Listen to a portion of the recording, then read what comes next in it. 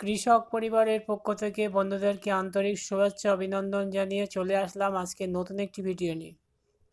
আজকের ভিডিওটা আপনাদের কাছে উপস্থাপন করতে একটু লেট করে ফেললাম এ সপ্তাহে। আমরা নিয়মিত শুক্রবার আপডেট দিয়ে থাকি, আপনারা জানেন। আজকে রবিবার, যান্ত্রিক একটু সমস্যার কারণে আমাদের ভিডিওগুলো আমরা আপলোড করতে পারিনি। আজকে আপনাদের কাছে সেই ভিডিওগুলো আপলোড করার চেষ্টা করছি। আজকের ভিডিওতে যে বিষয়টি নিয়ে আলোচনা করব সেটা হলো লিচু বাগান পরিচর্যা পদ্ধতি। এখন লিচুর মরশুম চলছে, মুকুল আসছে, কারো গাছে মুকুল ফুটেছে, কারো গাছে এখনও ফুটেনি, ফুলটা ফুটেছে, কারো ফুটেনি, অর্থাৎ কিছু বাগানে মৌমাছি এসেছে বা কিছু বাগানে মৌমাছি এখনও আসেনি। তবে বেশিরভাগ ক্ষেত্রে এখনও মৌমাছি আসেনি। আমাদের বাগানে তো মৌমাছি এখনও আসেনি। আশা করছি 2-5 দিনের ভিতরে বাগানে মৌমাছি এসে যাবে।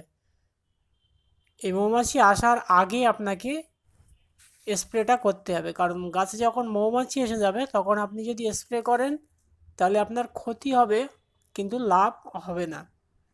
হয়তো মনে করবেন যে মৌমাছি আসলে মৌমাছিতে স্প্রে করলে মৌমাছিতে ক্ষতি করে, এরকম একটা মনে হতে পারে, কিন্তু না।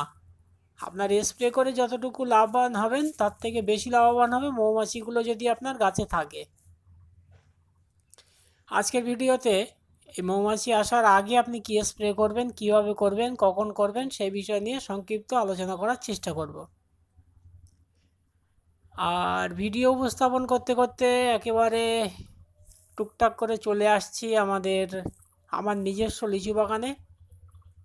দেখাবো আমাদের নিজস্ব লিচু বাগান, আমাদের বাগান কীরকম বোল হয়েছে, কীরকম লিচু হতে পারে। আপনারা উপস্থাপন বিষয়টি দেখবেন আর অবশ্যই কমেন্ট করে জানাবেন আপনাদের কেমন লাগছে। দেখতে দেখতে চলে আসলাম আমাদের লিচু বাগানে। ওই অদূরেই দেখতে পাচ্ছেন ওই যে বাগানটা, ওটা কৃষক পরিবারের লিচু বাগান। একেবারে বাগানের ভিতর মুহূর্ত পর্যন্ত আমরা চলে আসলাম। এখানে বিভিন্ন কিছু দেখানোর আছে, আপনারা দেখবেন। একদম প্রথমেই আমরা বাগানে ঢুকে একদম প্রথমের দিকের একটা গাছ আপনাদের দেখাই। এখানে লিচুর মুকুল এসেছে, বোল এসেছে। এটা এখনও কিন্তু ফোটেনি, ফুটে বার হবে 2-1 দিনের ভিতরে, 2-5 দিনের ভিতরে এই বোলটা ফুটে বার হবে। কিন্তু একটুখানি লক্ষ্য করলে আপনারা দেখতে পাবেন যে এখানে কিছু বোল একসঙ্গে জটলা মতো পাকিয়ে শুকিয়ে যাওয়ার ভাব নিয়েছে। এর কারণ হচ্ছে এর ভিতরে একটা পোকা ছিল, সেই পোকাটা এটা জটলাটা পাকিয়েছিল, যার ফলে এই জায়গাটায় এইরকম হয়েছে। পরবর্তীতে আমরা স্প্রে করি, স্প্রে করার পর এই জটলাটা সেরে যায়। যেগুলো ডোকা চিপিয়ে দিয়েছিল পোকাতে, সেইগুলো ডোকাগুলো সেই বোলগুলো কালো হয়ে গেছে। বাকি খুব সুন্দর বলতে পারেন, বাগানের পরিস্থিতি খুব একটা খারাপ নেই। সারাটা বাগান যদি আপনাদের সময় মতো দেখানো যায় তাহলে ভালো লাগবে। আর আমরা সারাটা বাগান ঘুরে ঘুরে আপনাদের দেখাতে পারবো না, কারণ একটাই, সেটা হচ্ছে ভিডিওটা লম্বা হয়ে যাবে। আর অহেতুক যেহেতু প্রয়োজন হয় না, সেহেতু দেখানোর প্রয়োজন হয় না বলে আমরা মনে করি।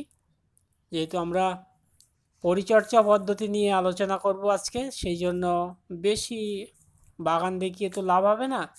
আর মূল যেটা আপনাদের দেখালাম সেটা আবারও একবার দেখাচ্ছি। এখনও বোল ফুটে বার হয়নি, এটা বার হবে 2-5 দিনের মধ্যে। এই ফুটে যখন বোলটা ফুটে যাবে, মৌমাছি এসে যাবে, তখন আর আপনি কোনো স্প্রে করবেন না, যেটা আমরা বারবার বলতে চাচ্ছি। এবার চলুন কি স্প্রে করবেন। আমরা যেটা স্প্রে করেছি ওই যে দেখালাম, বোল কালো হয়ে যাচ্ছিল জটা পোকা লেগে, ভিতরে পোকা ছিল, সেটা মেরেছি বা সেটা মরেছে। কী ঔষধ ব্যবহার করে? আমরা যে ঔষধটা স্প্রে করেছিলাম সেটা হলো এইটা, বায়ার ক্রপ সায়েন্সের সোলোমান। এই সোলোমান স্প্রে করেছিলাম। আর সঙ্গে একটা কন্ট্যাক্ট ফাঙ্গাস, যেটা প্রোপিনেপ গ্রুপের, আপনি যা খুশি দিতে পারেন, কোনো সমস্যা নেই। এটা একটা কন্ট্যাক্ট ফাঙ্গাস হিসেবে আমরা ব্যবহার করেছিলাম, দুটো একসঙ্গে মিশিয়ে, অর্থাৎ সোলেমান এবং অ্যান্ট্রাকল দুটো মিশিয়ে আমরা স্প্রে করেছিলাম। তার রেজাল্ট আপনাদের দেখালাম, নতুন করে আর কোনো ক্ষতি হয়নি। আশা করছি মৌমাছি থাকাকালীন আমাদের আর কোনো স্প্রে প্রয়োজন হবে না। এবারে মাত্রাটা যদি আপনাদের একটু শুনিয়ে রাখি, যেহেতু আমরা বারবার বলি যে মাত্রা আপনার রোগের উপর নির্ভর করে মাত্রা দিতে হয়, আপনার পরিস্থিতির উপর নির্ভর করে মাত্রা নির্ণয় করতে হয়। তো আমরা যে মাত্রায় ব্যবহার করেছিলাম সেটা হচ্ছে প্রতি 1 লিটার পানিতে 1 ml করে সোলেমান এবং 2 গ্রাম করে অ্যান্ট্রাকল। 1 ml করে সোলেমান প্রতি 1 লিটার পানিতে আর 2 গ্রাম করে অ্যান্ট্রাকল, দুটো একসঙ্গে মিশিয়ে সুন্দর করে বৈকালবেলা আমরা স্প্রে করেছিলাম। প্রখর রৌদ্রের সময় না, বৈকালবেলা আপনারা বৈকালবেলাতে স্প্রে করবেন, অত্যন্ত ভালো রেজাল্ট আসবে বলে আমরা আশা করছি।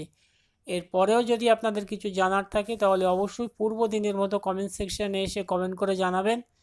আপনাদের সঠিক এবং সৎ পরামর্শ দেওয়ার চেষ্টা করব। বিগত দিনে যেরকম আপনাদের পাশে ছিলাম কৃষক পরিবারের পক্ষ থেকে, আগামী দিনেও থাকার চেষ্টা করব। দীর্ঘক্ষণ ধরে আমাদের সঙ্গে থেকে ভিডিওটা দেখার জন্য অসংখ্য ধন্যবাদ। আজকের ভিডিও আপাতত এখানেই শেষ করলাম। ভিডিও যদি ভালো লাগে, উপকৃত হওয়ার কথা আপনার মনে হয়, তাহলে আপনার বন্ধুদের মাঝে শেয়ার করে তাদেরকেও ইনফরমেশন দেওয়ার চেষ্টা করুন। দেখা হবে পরবর্তীতে নতুন কোনো আপডেট নিয়ে। ততক্ষণে ভালো থাকবেন, সুস্থ থাকবেন, শুভ কামনা করি আপনারা।